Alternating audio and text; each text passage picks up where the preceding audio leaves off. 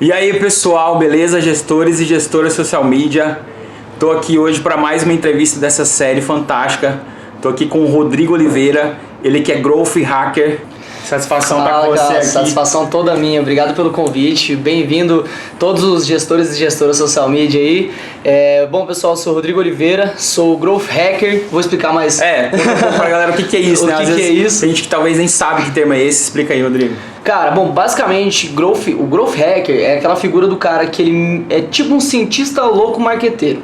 Ele mistura um pouco de tecnologia, né? Com experimentação, com negócios, marketing e vendas. Então, um processo de Growth Hack é um processo de experimentação acelerada em cima de canais de negócio, desde a aquisição até a retenção, né? Então, o Growth Hacker ele vai muito além do que é, por exemplo, atrair clientes. Ele foca na retenção daqueles clientes, ele foca em como conseguir ganhar mais dinheiro, aumentar a receita do negócio. Então, ele está muito atuando de ponta a ponta no negócio. Fantástico. É mais ou menos por aí que uma atuação do Growth Hacker. Cara, você também é sócio, né, de uma agência e também tem uma startup chamada StayUp. O que é a StayUp? Exatamente. Bom, só para contextualizar com o pessoal, né, eu sou Growth Hacker da Mercado Hack, que foi a empresa que eu fundei, que no início era uma consultoria, hoje é uma empresa de treinamentos online, né, muito semelhante ao gestor social media, mas focado no que diz respeito à profissão do Growth Hacker, né. E dentro da agência da B300 também, eu sou sócio com os mesmos sócios da StayUp. A B300 é uma agência de brand e performance. Então a gente atende os mais diversos nichos, mas são os acelerados em startups B2B. Justamente porque temos o StayUp, que ele é uma startup B2B, né, que oferece um serviço para a empresa, a gente oferece um serviço para o pequeno e médio varejista.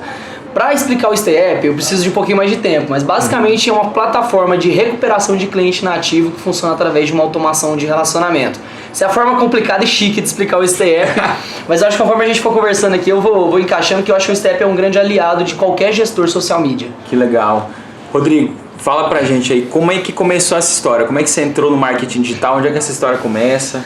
Vamos lá, né? Cara, é muito engraçado que eu sempre brinco com todo mundo que eu sou novo, né? Eu tenho 24. Novíssimo. Eu sou novo, rodei pouco, teoricamente, né? Mas rodei na estrada de chão. Então eu faço muito essa brincadeira porque eu comecei a empreender logo no comecinho da faculdade. Então quando eu estava lá no primeiro período eu já comecei a pegar alguns freelancers. Eu fui a São Paulo, né, como eu moro em Goiânia, eu fui a São Paulo num Search Masters, algo assim, não, era um curso focado em SEO.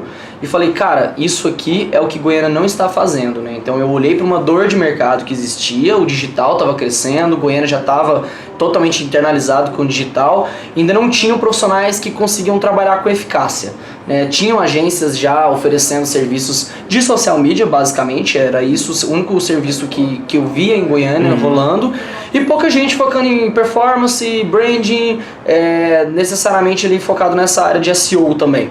E eu vi esse movimento, trouxe pra cá, comecei a pegar alguns clientes. Isso que ano que era isso? 2013, é bastante tempo.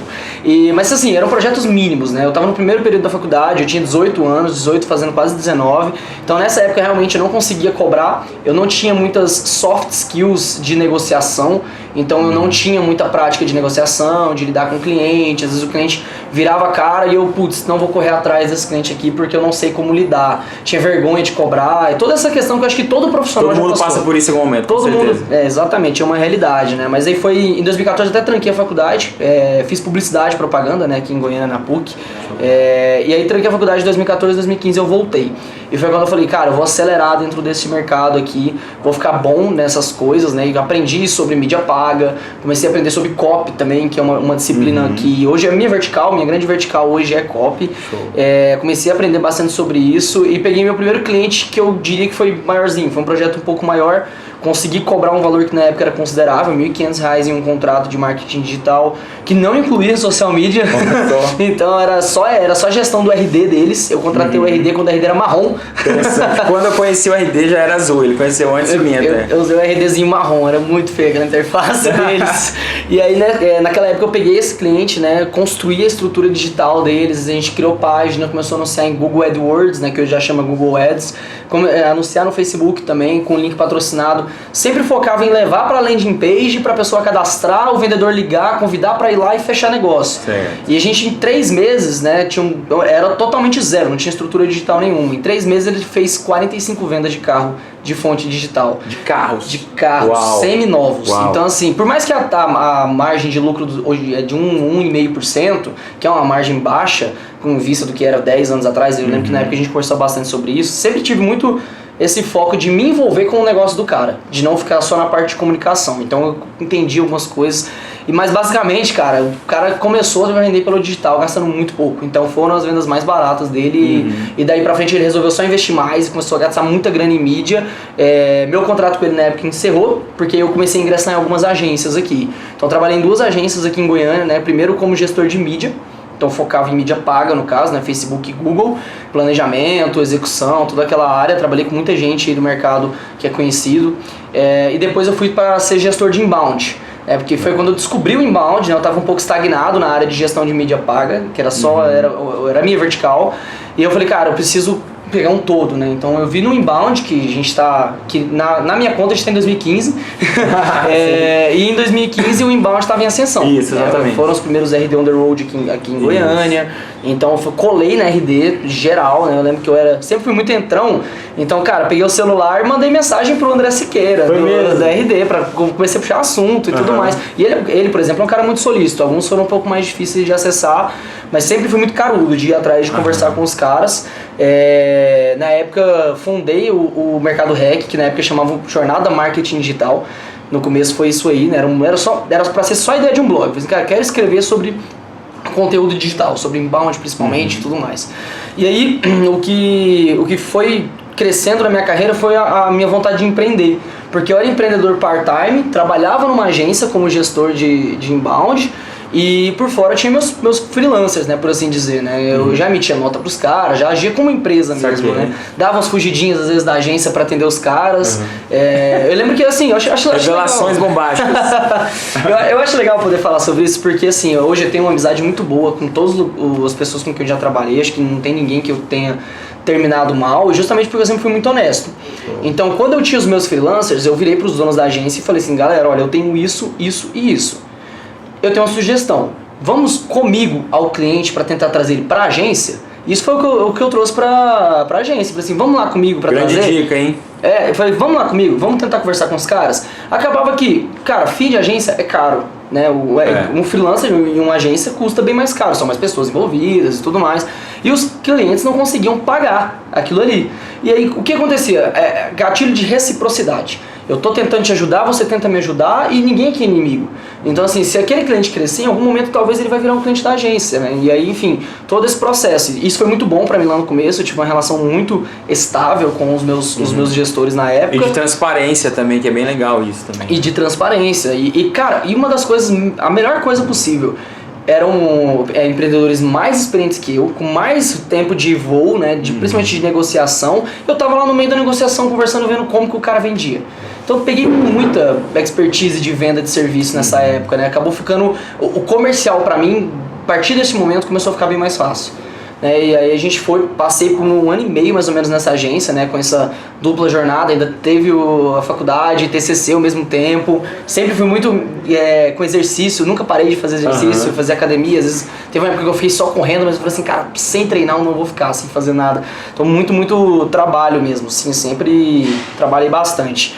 E aí chegou um dado momento que estagnei de novo, né? Igual no começo que eu falei que eu estava estagnado em mídia, me senti estagnado em inbound. A agência começou a crescer para um lado de varejo, né? Então eles queriam muito cliente de varejo, e o varejo com o inbound ele não se conecta muito bem. O inbound ele depende de ciclos de vendas maiores e... Cara, você vai fazer um inbound para vender um secador de cabelo. Não faz muito sentido você trabalhar em cima disso. E aí eu falei, cara, por interesses eu preciso caçar uma outra coisa aqui dentro, ou eu vou ficar pequeno dentro dessa agência, né? Certo. E aí tinha um dos clientes, que era uma loja de peça de caminhão, vendia peça de caminhão, de trator, via orçamento, não era nem e-commerce, né? Era um trampo o site dos caras na época. E eles contrataram um RD, queria fazer inbound, eu falei, putz, como que eu vou fazer inbound pra esses caras? E aí eu falei, cara, se eu não fizer inbound? Porque eles investiam R$500 em mídia, então era um valor baixo, né? Relativamente baixo para um volume de 200 e poucos orçamentos que eles geravam por mês. ia fechava mais ou menos uns 8%, 7%, era nacional, entregava pro Brasil inteiro. E aí o cara falou assim, olha, a nossa meta é chegar a mais de 500, né, orçamentos. Aí eu falei, putz, como é que eu vou fazer isso? Eu falei, você vai dar mais verba? Não. Então se vira. Então quem nunca se deparou com um desafio desse, né, de você ter que aumentar o resultado sem você necessariamente ter mais braço ou mais grana para colocar. E aí o que eu fiz foi começar a pesquisar sobre formas diferentes de trabalhar. Na época eu descobri uma ferramenta que chama Google Optimize, né, eu tenho um vídeo no meu canal, inclusive, eu até comentei de deixar pro pessoal aqui de como configurar ele passo a passo, né? Se eu for entrar nesse mérito aqui... Tá aqui embaixo já, pessoal, pode pegar aí. Se eu for entrar nesse mérito aqui, a gente vai ficar bastante tempo, mas ele é uma ferramenta de teste AB. O que ele faz? O cara chega num site e vê ele de um jeito. Aí outra pessoa visita o mesmo site e vê de outro. E você configura ele para uma determinada meta. Né? Então eu configurei lá que a meta era o orçamento enviado. Na época eu precisei do desenvolvedor para fazer isso. Hoje é bem mais simples. Tem tutoriaizinhos no YouTube de 2 minutos que você consegue configurar essas metas. Mas na época eu apanhei muito, tive que usar desenvolvedor da agência e tudo mais. Configurei a meta e colocava, por exemplo, olha, esse botão é azul. Eu vou colocar ele verde e ver se gera mais clique para enviar o orçamento. Pum, gerou mais clique. Aumentava 3% na conversão. Pera, legal. Aí agora eu vou colocar um textinho em cima do botão com essa frase. Bum, aumentava 5%, sob o 3% que já tinha aumentado. E o negócio foi virando um juro composto. Foi virando juro composto.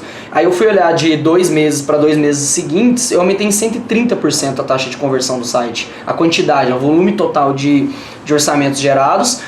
Chegou a tal ponto que eu ia passar um treinamento para todos os gestores de vendas do Brasil inteiro, acho que eram umas 16 pessoas mais ou menos, que estavam numa videoconferência e eu estava ensinando eles como atender o lead que chegava pelo RD. Que fantástico, isso um jovem de 20 e poucos anos. Na época eu tava com 21, cara, e eu tava lidando com aqueles caras, eu lembro que eu fiquei horas na conferência porque eles não entendiam algumas coisas e eu... Não, calma, eu vou dar conta de explicar. Eu sempre tive um mantra de minha avó precisa entender o que eu tô falando. Então foi bem por aí que eu trabalhei. E nesse ponto eu percebi que eu tinha feito algo diferente. Eu fui pesquisar a respeito sobre teste AB e cheguei no assunto Growth Hacking, que é experimentação através dos canais. O que eu fiz? Ao invés de eu olhar para o canal aquisição, né, que seria primeiro contato, a visita no site, eu olhei para o canal conversão, que era quantos % desses visitantes viravam os orçamentos gerados. Então eu experimentei em canais não convencionais daquele cliente. Certo? Então, sem aumentar a verba de mídia, a gente conseguiu aumentar. A verba que ele tinha era só R$500. Para o produto que ele estava tentando vender, é uma verba muito baixa, porque peça de caminhão é uma coisa cara. E era vendido para frota, não era para o caminhoneiro comprar uma pecinha, era orçamento de frota. Ixi. Então, era gestor e tudo mais, era um ticket muito alto. Tanto que a taxa de conversão no final, acho que era 5%. Do orçamento gerado, fechava em negócio. Entendi. Tinha o tempo de agilidade de atendimento e tudo mais. Então, dentro dessa agência, eu percebi que por interesses diferentes, né, e isso foi muito bom pra mim, porque sempre fui muito transparente com eles, então eles queriam seguir um determinado caminho e eu queria seguir outro. Naturalmente, eu deixei a agência, pedi demissão normalmente, tinha um dinheiro guardado, já que eu vinha juntando, falei, cara, vou full time empreender agora, né, então, terminando a faculdade, vou correr atrás disso aqui. E aí, tinha me conectado com o cenário das startups. Falei, cara, startup é um negócio legal, são negócios com propósito, é um mindset diferente. Eu sempre fui um péssimo designer no que diz respeito à arte e tudo mais. Então. Criação. Minha vertical sempre foi muito comercial, muito copy, muito performance. E aí o que eu percebi foi, essas startups queriam isso. Elas não queriam que você vendesse um brand book da marca, um completo ali, né? Brand book da marca é até redundante falar, mas eles não, porque eu entendo muito pouco dessa parte, né? E eles não queriam esse tipo de produto, eles realmente queriam leads e fechar lead em venda, porque senão o cara não parava de pé, daqui 3 meses acabava o investimento dele. E eu gostei bastante dessa dinâmica de startups, conversei com muitas delas, trabalhei dentro da Ace, lá aqui em Goiânia, me conectei com outras startups de fora também, atendi algumas de São Paulo, da base da AB Startups. E como que eu me conectei com essas startups? O hack. Eu descobri que existe um site chamado Associação Brasileira das Startups. Entrei lá, listei um monte das startups do B2B, que era o que eu queria atender, que é porque eu queria, só porque eu queria, não tinha um motivo aparente. Selecionei um monte desses sites, joguei no e-mail Hunter, que é uma ferramenta que você encontra o e-mail que está vinculado àquele site, girei uma lista ali de mais ou menos uns 60 e-mails diferentes e não mandei um e-mail marketing, eu não subi tipo no MailChimp ou no RD e disparei. Eu fui no meu Gmail, um por um, pessoal, digitei, mandei, falei assim, tudo bem, trabalho com startups, ajudei a startup tal a fazer isso e isso, podemos bater um papo? Pá. De um disparozinho de 62 e-mails eu consegui fechar 2 negócios na época. Uau. E eu consegui parar de pé, sabe? Acho que o grande diferencial foi que eu parei de pé como empreendedor no mês 2. Eu passei aperto no primeiro mês só, mas não passei porque eu tinha grana da rescisão na agência e tudo mais e da reserva que eu tinha acabado de pegar. Então deu tudo certo, acabou equilibrando. E eu acelerei muito, cheguei a atender 12 empresas ao mesmo tempo, todas mais ou menos no mesmo escopo. E uma das coisas legais, que eu acredito que você deve passar isso muito no gestor social media, é você desenvolver um processo, né, uma forma de se trabalhar replicável. Então eu consigo pegar esse pacote, entregar para essa empresa, entregar para essa, depois para essa, sem muita diferenciação. Assim você acaba maximizando seus lucros, que você consegue atender mais empresas, e reduzindo seu tempo de trabalho. Que daí você não tem tanta personalização, né? Foi isso que eu fiz na época, né? Peguei um processo de growth hacking, fiz um monte de curso. Acho que o negócio que eu mais gasto de dinheiro é curso. Eu falo brincando que é comida, porque aparece no meu Nubank, né? Mas no outro cartão é só curso que eu compro, né? Eu gasto muito com treinamento. Sempre acho que capacitação ela nunca tem que parar. E aí basicamente de toda essa desenvoltura de projetos, eu me conectei muito com o cenário de startups, mas eu senti que como consultor tinha um momento em que a coisa quebrava, como consultor freelancer. Eu passava 3 meses com aquela empresa, eu conseguia gerar um bom resultado para ela. Eu chegava, pegava ela meio manca, acho que eu posso dizer assim, né? A empresa estava com alguns problemas, e rapidamente eu gerava um resultado bom. Só que aí, conforme o tempo passava, ia ficando mais difícil eu gerar novos resultados para aquela empresa, e eu ia tendo menos tempo para aquela empresa. Entendi. Porque eu queria naturalmente fechar projetos fechados. 3 meses e pronto, eu não tinha mais envolvimento com o processo de vendas e de marketing daquela empresa. E aí eu falei, cara, putz, eu tenho um teto como consultor, né? Vai chegar uma hora que eu vou bater minha cabeça nesse teto e não vou conseguir mais crescer, né? Aí ou eu vou ter que virar uma agência, ou eu vou pro lado de curso, que foi uma das coisas que eu fiz. E aí, vendo essa situação como consultor, eu pensei, preciso encontrar uma empresa promissora que esteja no começo, porque pra me tornar sócio, né? Porque eu quero ter um nível de envolvimento maior dentro dela, para que no longo prazo eu consiga ultrapassar esse teto que antes eu tinha como consultor ou agência. Você queria um case que você pudesse participar desde o começo. Um case gigante, um case de 4 anos, entendeu? Legal. O que eu quis me comprometer foi colocar em stand-by o meu projeto de consultor.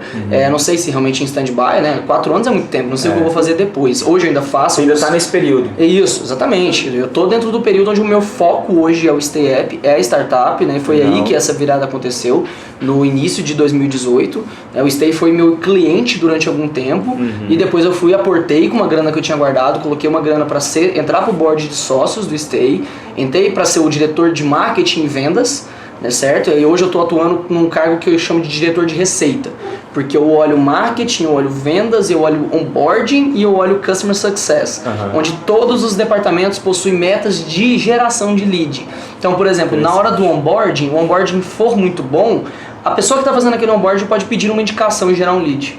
Então eu sempre olho para todos os pontos da empresa, então eu olho para a receita toda. A minha prioridade é que a receita da empresa aumente para que a gente possa pegar investimentos cada vez maiores. Nós estamos indo para um seeds agora, que já é uma fase ligeiramente madura de uma startup, né? São investimentos acima de 1 milhão, para poder acelerar, e a ideia é que em 4 anos, né? Eu acho que mais ou menos 3 anos e meio, 4 anos partindo de hoje, do dia que a gente está gravando, conseguir fazer um exit bem sucedido, né? Que é o momento onde o empreendedor sai daquele projeto, numa série A, série B, que são outras categorias de investimento. E aí pronto, cara, eu tenho um case gigantesco, onde eu vou cobrar uma palestra, uma consultoria, um absurdo do que comparado ao que eu consigo cobrar hoje. Com certeza. Né? E aí, hoje eu já consigo muito valor agregado na agência, na B300, por ter o Stay App. Então, às vezes, o empreendedor... É uma objeção comum de quem trabalha com marketing, que o empreendedor fala assim, não, você está achando que a empresa é só marketing. E você não está olhando o lado meu, que sou um gestor, que tem um funcionário, tem um RH, tem um monte de outras coisas. Só que a gente não, a gente da agência temos o Stay App, então a gente sabe o que você está passando no dia a dia. Rola uma empatia muito forte, né? Endossa o nosso serviço e cria uma empatia entre o empreendedor e a gente. Então todo o escopo são os mesmos sócios, né? Na agência e no Stay. Então basicamente eu entrei para esse projeto, para ser o projeto da minha vida. Eu acho que para explicar um pouquinho melhor. É isso que eu ia falar. Mas eu quero que você explique como você falou. aquela explicação que até a sua avó vai entender. O que é Stay App, como que ela pode ajudar o pessoal que está trabalhando com social media, os alunos e tudo mais. Eu uso uma escadinha de explicação para falar sobre o Stay App. Stay App, em via de regra, é uma ferramenta de aceleração de vendas no ponto de venda. Existem centenas de ferramentas para delivery e tudo mais, a gente foca no PDV. Então ele é uma ferramenta que aumenta de 5% a 25% do faturamento. Como? Naturalmente, 70% de quem compra de você não volta.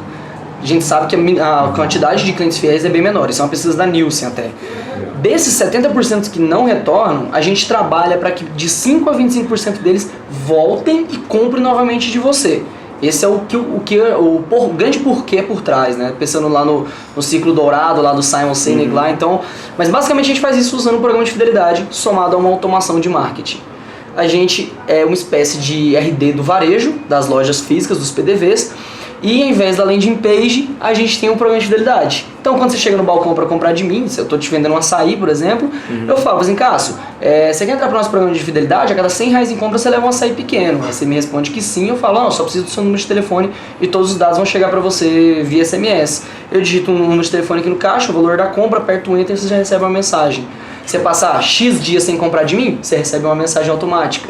Se você voltar mais de uma vez dentro do período X ou de outro período Y, existe uma gama de automações que você consegue fazer lá dentro, mensagens específicas vão chegando para você. E eu posso colocar link de WhatsApp nessas mensagens, link de compra para quem quiser vender no online também, e para o cara ir lá e resgatar. E do lado do consumidor, se ele quiser acompanhar, ao invés dele guardar um cartãozinho de papel na carteira, ele tem um app que ele pode baixar e vira uma walletzinha de cartão. Então o Stay é basicamente essa ferramenta. E uma das coisas que aparece pra mim muito no meu Instagram é gente me perguntando, Rodrigo, o que é uma estratégia de growth hacking para restaurante? Né? Às vezes o cara atende restaurante. O cara, Stay App. Stay App é uma ferramenta que trabalha a métrica de retenção. A maioria das empresas foca em atrair clientes, certo? E quando vão pensar numa estratégia diferente, geralmente é pricing. É como que eu vou fazer para ter um diferencial na minha região. E ninguém olha para a terceira forma de aumentar o faturamento, que é fazer o mesmo cliente comprar várias vezes. E é onde a gente atua, é onde a gente está... nós criamos essa ideia de ser um peixe grande dentro de um aquário pequeno. Então nós somos focados na base de cliente nativo no PDV, certo? A gente olha para o mercado, segundo maior mercado do Brasil é o varejo, só perde por agronegócio, né? Que é em faturamento, em PIB, mas em volume de empresas é muito maior, né? Então a gente tem um mercado muito amplo aí para atuar. Já estamos mais ou menos com uns 450 empresas utilizando a ferramenta hoje. A gente acelerou muito isso. Isso em nível nacional? Nacional, até no Acre, cara. Até no Acre. Tem uma tapiocaria no Acre fenomenal que utiliza a gente há mais de um ano. Tá faturando mais com o Stay App. Tá faturando mais com o Stay App. E justamente assim, cara, não começou desse jeito, a ferramenta ela vai se moldando, então sempre vão surgindo coisas novas. A gente tem inclusive um programa de indicadores do Stay App, onde 50% da taxa de implementação é repassada imediatamente a quem indicou. E qualquer pessoa pode indicar. Você vai tomar um cafezinho ali num lugar que tem Stay e quer indicar para uma outra cafeteria, se é um consumidor final, você vai ganhar metade da taxa de implementação na sua conta imediatamente após o pagamento. Aí também vou te mandar o link também pra você colocar ali embaixo. Então vocês já estão sabendo, vocês estão assistindo isso aqui agora, essa entrevista fantástica com o Rodrigo.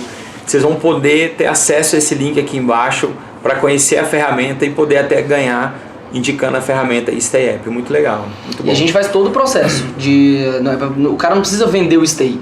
Ele basicamente recomenda que a empresa tenha aquilo lá e a gente toca o resto do barco. Ele é notificado quando a negociação fecha.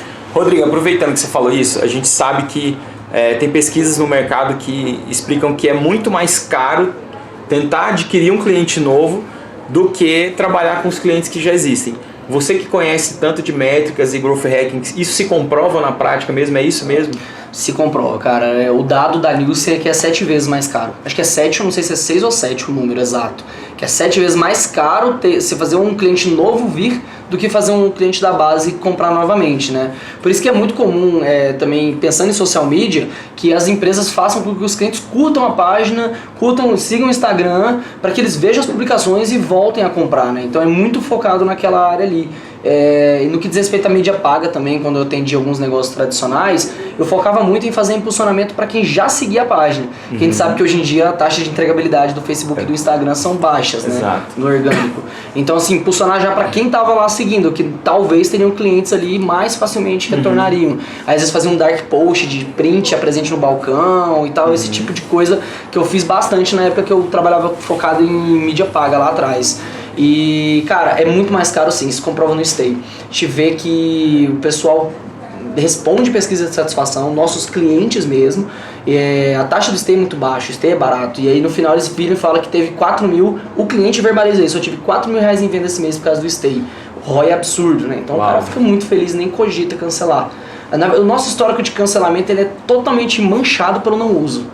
As pessoas que cancelaram da gente foram as pessoas que não... O cara ia lá uma vez por semana, fidelizava 3 clientes, aí fez isso 2 meses e falou assim, essa ferramenta não presta. Ai, cara, é tipo o cara que vai na academia uma vez no mês e fala, nossa, não tô crescendo. Na academia não funciona, tipo, o problema do jogador é a bola. O problema do jogador é a bola, né? E esse mercado é muito manchado por isso, muito manchado por falta de gestão, por falta de cuidado. Então, quem quiser depois dar uma olhada no blog do Stay, nossos conteúdos é muito difícil hoje a gente ranquear no orgânico e brigar com empresas que estão falando sobre venda mais, fidelize clientes. Tem muita gente grande falando sobre esses assuntos. Tem palavra-chave importante pra gente, que o primeiro lugar é da Exame. Então, tipo, como que eu vou brigar com esses caras, né? Então a gente foca muito em gestão, empreendedorismo, um empreendedorismo consistente, aquele empreendedorismo responsável, o cara que tem uma loja e planeja que sejam 6 lojas daqui 2 anos. Então a gente busca muito esse empreendedor, ou educar o empreendedor que tem ali sua barraquinha de açaí a talvez ser um cara desses. Então a gente foca muito nesse tipo de conteúdo. Fazemos webinars com muita frequência, tudo muito interno, tem um time interno pra gente executar esse tipo de ação. Treinar e capacitar todo esse time, legal. Exatamente. Rodrigo, tenho que falar também a respeito de mídias sociais com o Rodrigo, porque uma das coisas que me chamou a atenção para estar aqui hoje com ele, entrevistando ele, é o Instagram desse cara. Vocês têm que acompanhar o Instagram dele. Sério, é um dos profissionais que eu vejo que mais utiliza stories e quiz e faz uma interação legal. Como é que é esse seu contato com o Instagram? O quanto que isso te ajuda a vender seus negócios, a divulgar os seus projetos e tal? Legal, cara. Bom que você falou. Meu Instagram... Acho que deve ter uns 6, 7 meses que eu estou usando ele para negócios, né? E aí, antigamente era só pessoal mesmo, tinha uns 800 seguidores, era só amigos, família, gente que me conhecia de perto mesmo, postava foto mais pessoal. Tanto que hoje, se você for no meu perfil mesmo, enrolar lá no fundo, você vai ver, eu não apaguei, as fotos da minha vida pessoal estão lá. Até hoje tem coisas da minha vida pessoal que eu posto lá, que eu acho que não deve existir essa dicotomia de que não, minha vida pessoal, minha vida profissional. Não, ali é um cara só, que ele é um CPF, ele é um CNPJ, e isso cria muita empatia. Humanizando cada vez mais, isso é muito legal. Com certeza, conteúdo real, isso é muito bacana. E começou de um movimento que foi o seguinte: antes, quando eu queria começar, eu não tinha grana pra colocar um ads, eu não sabia fazer nada de design, eu não sabia nem usar o Canva, pra você ter ideia, naquela época, né? Então, tipo, precisava competir com pessoas que estavam fazendo bem feito e não tinha como fazer. Então eu pensei, será que tem outro lugar onde eu posso estar? E aí eu fui pro LinkedIn na época, né? Então eu investi muito no LinkedIn na época, e aí foi aquela coisa. Eu e mais alguns amigos da cena do Growth Hacker, né? A gente nos conhecemos através de um grupo que chama Growth Hackers Brasil, que é um grupo fechado. Tem até um processinho seletivo lá pra você. Isso no LinkedIn? Não, ele é no Facebook. No Facebook. Esse grupo é no Facebook. Eu conheci os caras lá dentro e a gente criou um grupo no WhatsApp pra focar em falar assim, cara, vamos um impulsionar o outro no LinkedIn. Quando alguém postava alguma coisa, eu jogava o link lá, os outros entravam, curtiam e tipo, a gente foi um impulsionando o outro. Deu muito certo. Cheguei a ter publicação no LinkedIn com 30 mil pessoas alcançadas. Isso lá no LinkedIn é um número muito alto, é o que equivaleria talvez a uma curtida uma publicação de 5 mil curtidas no Instagram. Então é muita coisa. E aí o que aconteceu? Devagarzinho o LinkedIn foi caindo no alcance. Assim como qualquer outra rede social, quando ele começa a ter um aumento de usuários, o alcance começa a reduzir, o alcance gratuito, né? Ele quer impulsionar para que você coloque grana ali. Isso é normal, é um negócio como qualquer outro. Eles também querem ganhar dinheiro igual a gente quer ganhar dinheiro. Exatamente. E aí quando eu vi esse movimento acontecendo, eu parei e falei assim, opa, peraí. E eu segui uma galera já no Instagram, o André Cia, que ele é um especialista em copy, Cia com CIA, eu gostava bastante do conteúdo dele, e ele se posicionava no Instagram. E eu falei, cara, putz, é tão simples esse conteúdo que ele tá fazendo que eu poderia estar fazendo isso aqui também. E eu comecei a fazer de uma maneira bem tímida, mas comecei a fazer. Eu lembro que meus primeiros vídeos, eu aprendi que se eu pegasse o vídeo, jogasse pelo meu WhatsApp web, baixasse no computador, olha o trampo, pegasse o Keynote do Mac lá, escrevesse um título em cima, jogasse o vídeo no Keynote e exportasse ele como vídeo, eu tinha aqueles vídeos com a legendinha aqui em cima. Eu falei, cara, que gambiarra que é esse negócio. Mas tava funcionando. Tava funcionando, arraste pro lado. Eu peguei do vídeo de alguém. Eu filmei a tela pra pegar do vídeo de alguém, cortei e coloquei lá. Só tirei as cores. Então assim, zero, negócio totalmente artesanal. Mas basicamente eu comecei a ver um movimento acontecendo lá. Aí eu já comecei atrás de algumas automações pra me ajudar, mas de uma maneira bem tímida. Eu nunca gostei de mensagem de agradecimento, de bem-vindo. Eu particularmente não gosto. Mas eu já recebi mensagem, um hackzinho de social media que funcionou comigo. Certo. De gente que eu sigo, né? Não eu, no caso, minha automação. Aí aparece a mensagem lá, ao invés de um obrigado por me seguir e tudo mais, apareceu pra mim: opa, Rodrigo, tudo jóia? Aí eu, será que isso aqui é uma automação? Esse cara tá falando comigo mesmo, né? E eu não sou mal educado, eu respondo todo mundo que conversa comigo lá. Na medida do possível, hoje ainda é bem possível, né? Agora que eu tô chegando em 10 mil, então tranquilo demais responder a galera. Eu fui lá e o cara, simplesmente comecei a conversar com ele, ele começou a conversar comigo. Ele queria vender um curso lá de gestão, de treinamento, que acabou que eu ia viajar, então nem batia com a minha data e tal. Mas eu falei, cara, esse cara, ele conseguiu a minha atenção, porque a automação dele era: opa, Rodrigo, tudo jóia? Bem natural, uma automação muito natural, né? Então interessante. tem várias formas de você fazer isso, né? E eu dou bastante valor pra quem é mais orgânico, pra quem é mais real nessas redes sociais. E aí, vendo esse movimento, eu contratei ferramentas de automação, comecei a investir nisso, né? Contratei uma consultoria, né? Porque eu tava com um caixa legal, então eu falei, vou contratar gente que tá só cuidando disso, né? Só cuidando disso. Eu descobri várias funcionalidades que eu não sabia, elas me ajudaram, a gente fez uma série de mapas mentais, que, tipo, Rodrigo, o que você fala? Growth Hacking. O que Growth Hacking tem a ver? Isso. E nessas pontas tem pichou um monte de coisa e a gente conseguiu construir uma pauta de conteúdo consistente. Então, olha, Rodrigo, você vai postar todos os dias. Eu falei assim, nossa, mas todos os dias? Na época eu perguntei, né? E hoje faz muito sentido. Quando eu fico sem publicar, naturalmente o alcance cai, as vendas caem, porque lá eu vendo muito meus treinamentos do mercado hacker, né? Muito curso online de médio, baixo ticket, né? Eu consigo gerar uma lista para ticket alta para quem já tá dentro da lista. Ali naquela cara ali eu coloco produtos mais baratos. E aí basicamente, cara, eu consegui atrair muita audiência. E o que acontece é basicamente isso. Tem gente que conversa comigo, então aumenta a minha autoridade, que é um fator interessante. Tem gente que compra os meus cursos, isso me gera grana, né? Obviamente isso é muito importante, eu também sou uma empresa, eu também tenho colaboradores que eu preciso pagar. E isso me gera lead para negócios maiores. Então é comum que de 2 a 3 vezes ao mês, até mais, acho que umas 5 vezes ao mês, surjam oportunidades comerciais e eu fecho 1, 2 negócios vindo do Instagram, né? Negócios de alto ticket, né? Na agência, então um negócio de alto ticket. E basicamente, cara, é todos os dias e conteúdo de extremo valor. Eu nunca tive medo de over delivery, né? De entregar demais. Mas até que ponto eu tô entregando ouro ou ensinando tudo aquilo, né? Eu quebrei totalmente esse mito quando eu comecei a ler conteúdo dos Estados Unidos. E lá eles têm uma qualidade de conteúdo sobre marketing muito alta, né? E eu fui lendo lá e falei assim, caraca, tem tanto curso que eu já fiz aqui no Brasil que, tinha um artigo lá fora que me ensinava. Eu falei, no fundo, eu acredito que tudo tá na internet, de graça. Basta você buscar, só que é difícil, você tem que organizar aquela informação. As pessoas, elas compram você e elas compram a informação organizada. Então foi aí que eu comecei a desenvolver meus treinamentos, comecei a colocar tudo aquilo ali e investir em entregar muito, cara, entregar muito. O funil de Growth Hacking, né, o funil completo, que você vai desde a descoberta até o aumento da receita, tem uma fase que chama ativação. E a ativação ela é muito marcada pelo aquele momento onde o cliente fala assim, uau, nossa, ele tem um puta de um contato com você e fica impressionado, né? Então, por exemplo, é quando você entrega uma proposta de social media muito bem feita para o seu cliente, minutos antes dele fechar negócio com você ou não, pode ser um aha moment, né? Que é aquele momento da ativação. As minhas ativações, cara, são conteúdos lá no Instagram e as minhas palestras. Então, uma das coisas que eu faço, que eu sempre gosto de deixar bem claro é, olha, se você não me achar em lugar nenhum, procura no Google, especialista Growth Hacking. Meu blog tem em primeiro lugar. E agora eu vou te ensinar como fazer isso. E aí, eu tenho um vídeo gratuito explicando como que eu fiz aquilo ali, que não tem muito segredo, mas basicamente leva bastante tempo para você conseguir aquilo. E eu sempre foquei em entregar muito conteúdo lá. Isso faz muita diferença, gera negócio. Sempre foi assim, Rodrigo? Não, já tem mais de ano que eu trabalho em cima disso, em cima da minha marca pessoal. Nos últimos 3 meses que isso virou uma realidade, ter 5, 6 oportunidades comerciais surgindo através dessa rede. Que legal. Você falou desse vídeo explicando como que você fez isso, para ranquear, para estar em primeiro lugar. Esse vídeo também está disponível, dá para colocar o link aqui embaixo também? Dá, com certeza.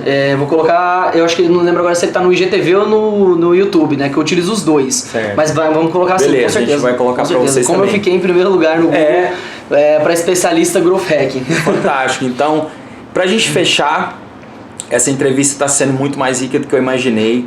O Rodrigo, ele tem conteúdo para falar um dia inteiro aqui para vocês, gente. E ele é sempre essa energia total aqui.